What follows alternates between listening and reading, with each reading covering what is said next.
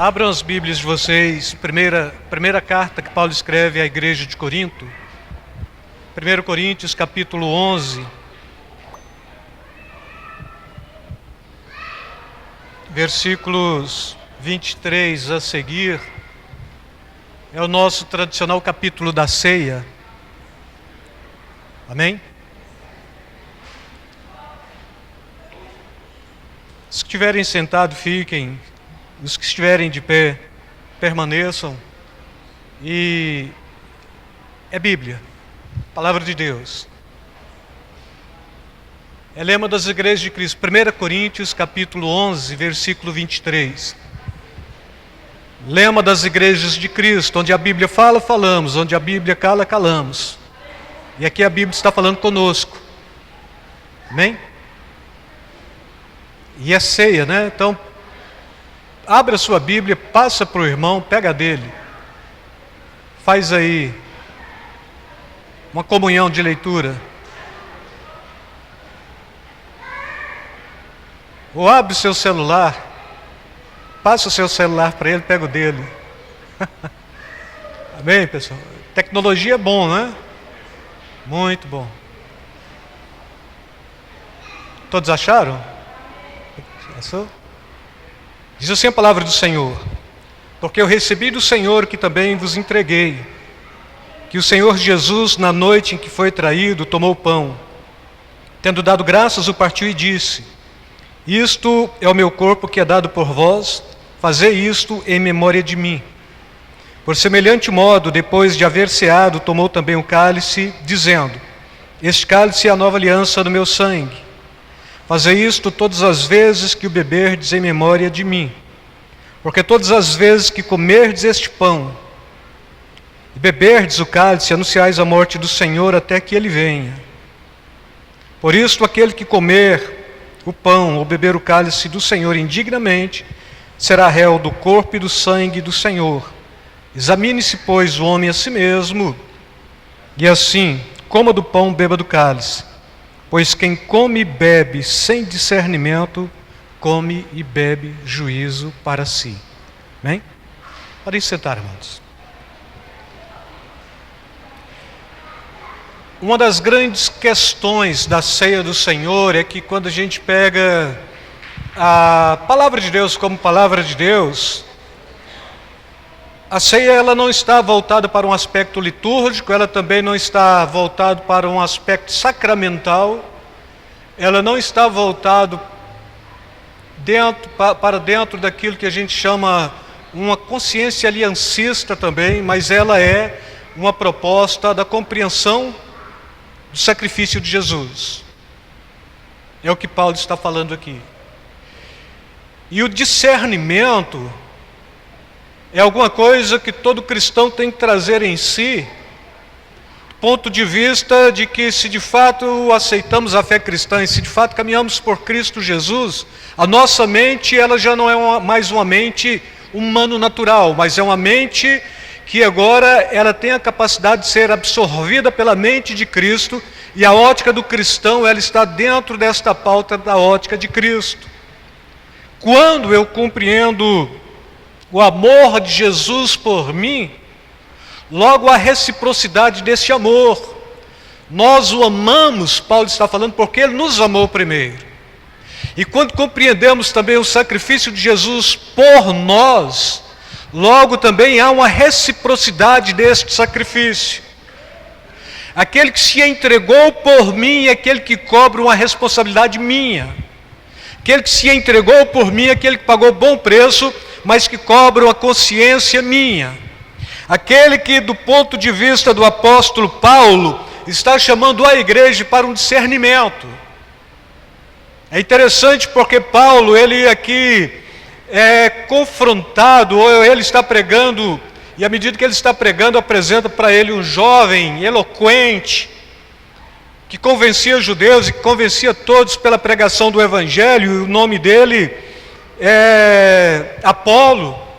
E esse Apolo ele tem uma capacidade muito grande de percorrer e de argumentar a palavra de Deus e de conscientizar judeus e gentios para a fé cristã. E Paulo chega com muita naturalidade nele e pergunta: vem cá, qual é o seu batismo?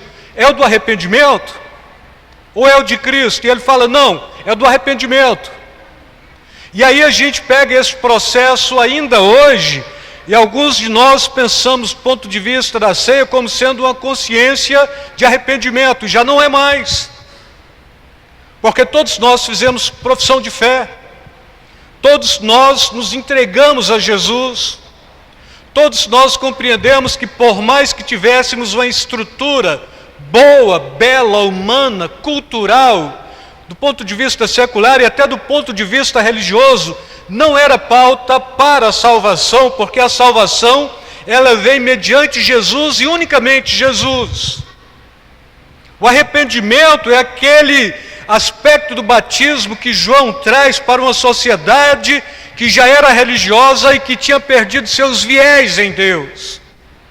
Em Cristo Jesus propõe todos aqueles que compreenderam que por mais que possam lutar por si só, ainda assim não conseguem alcançar graça e misericórdia para a salvação em Cristo Jesus. E Paulo joga dentro desta pauta aqui. Ele está falando: olha, você tem que ter discernimento, você tem que ter consciência, você tem que saber que aquele que pagou o preço por você, ele cobra uma responsabilidade sua. Você tem que saber que nesta proposta de ele se envolver com você, ele cobra envolvimento seu. E daí a Bíblia está falando que nós somos um só corpo e um só pão. E a gente vai pensar: mas vem cá, o pão da vida não é Jesus? Mas o próprio Jesus traz esta responsabilidade para a igreja. Se nós somos aqui um só pão, também nós vamos compreender que o processo do pão é o trigo amassado, o trigo que perde a sua capacidade de ser unidade, faz parte de uma massa. Então, quando ele está trazendo esta proposta de um só pão, está falando de um ajuntamento de pessoas que trazem em si o aspecto maior do sacrifício de Jesus, talvez o sofrimento, porque quando você leva o trigo na roca ou na pedra mesmo, você está falando de sofrimento, mas que depois daquilo traz uma massa, e essa massa, ela não tem fermento, então ela não tem argumento humano. Essa massa, ela é alguma coisa que se apresenta na presença de Deus, e essa massa cresce não por si só, mas pelo próprio Deus. Então, um só corpo, um só pão, pão da vida, pão que dá vida, pão que alimenta, povo de Deus que se constitui como sendo um povo de consciência, um povo que joga com a possibilidade do arrependimento contínuo, mas antes disso joga com a possibilidade da salvação que foi e que está sendo conquistado. Então a gente vai até pressupor: mas eu não sou salvo. O sacrifício te salvou, mas a consciência é sua. Se você abraça e se você caminha por esta consciência, logo então você tem esta possibilidade de ponderar, esta possibilidade do equilíbrio, esta consciência do Cristo que te chamou para perceber o que de fato é o reino de Deus.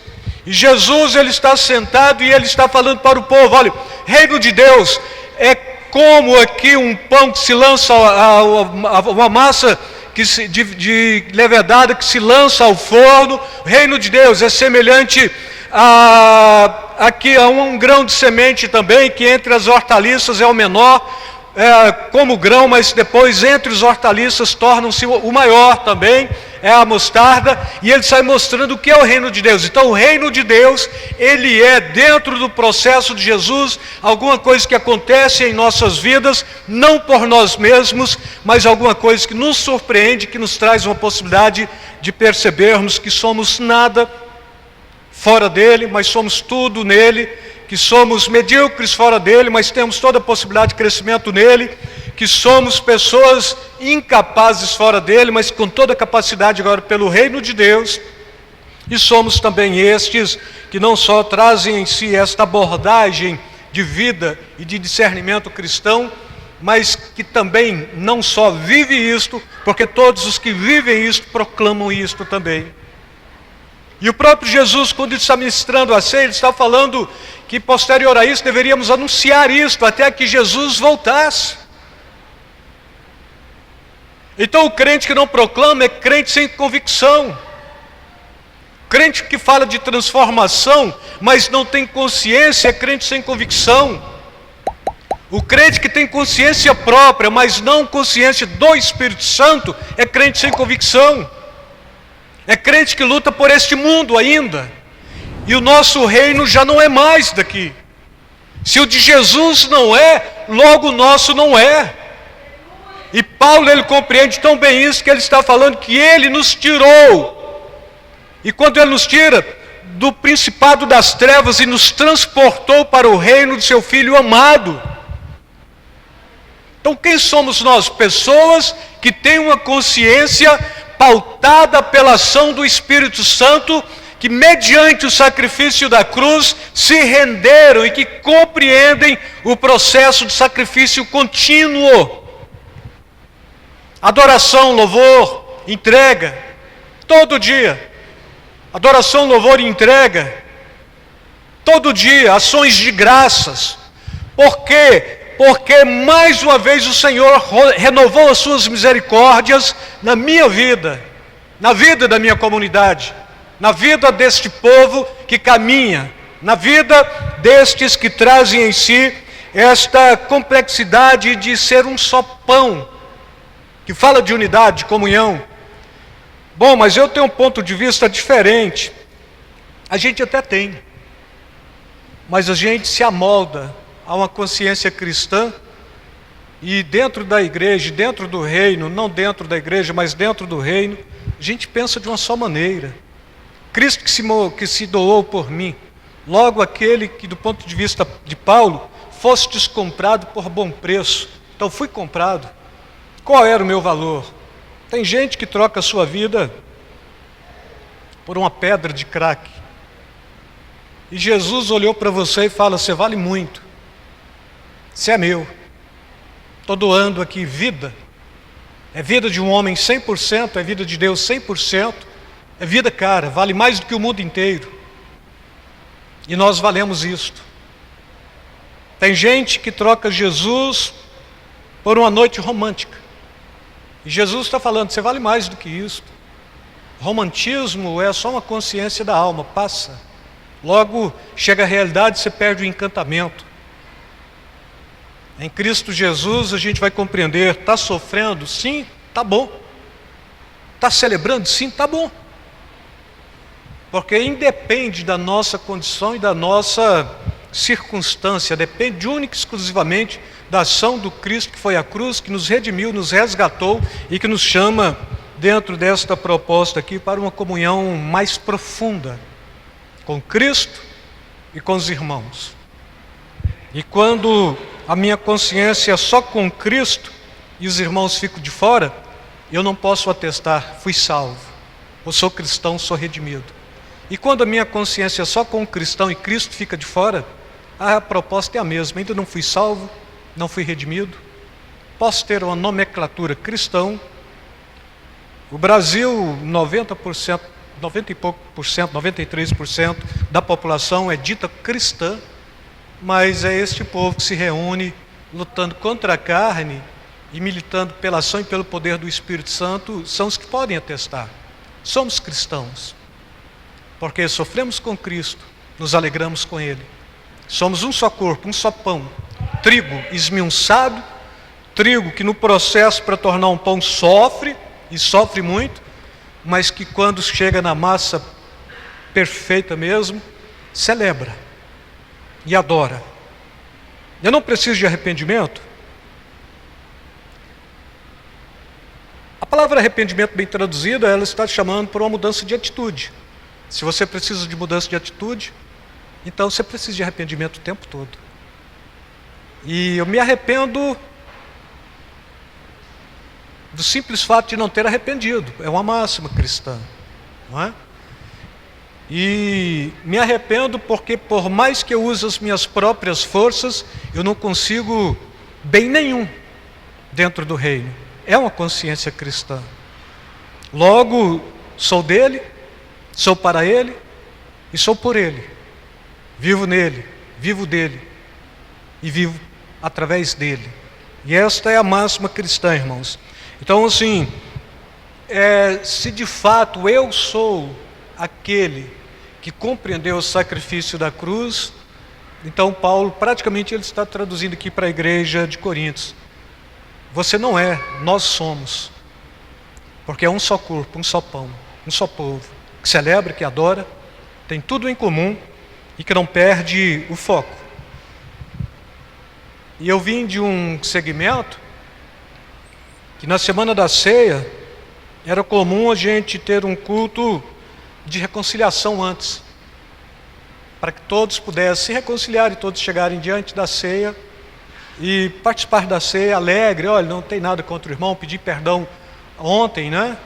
E geralmente a ceia lá era sábado, mas não funciona assim. Porque a partir do momento que você pede perdão, você já sabe que precisa de graça e misericórdia. E a vida do cristão, ela tem que ser uma continuação de graça. Então, eu não peco, pecamos. A beleza do Evangelho é justamente esta, é que são pecadores santificados. Mas não é pecado consciente, não é pecado premeditado. É o pecado da velha natureza que aflora, hora a hora, tempo em tempo.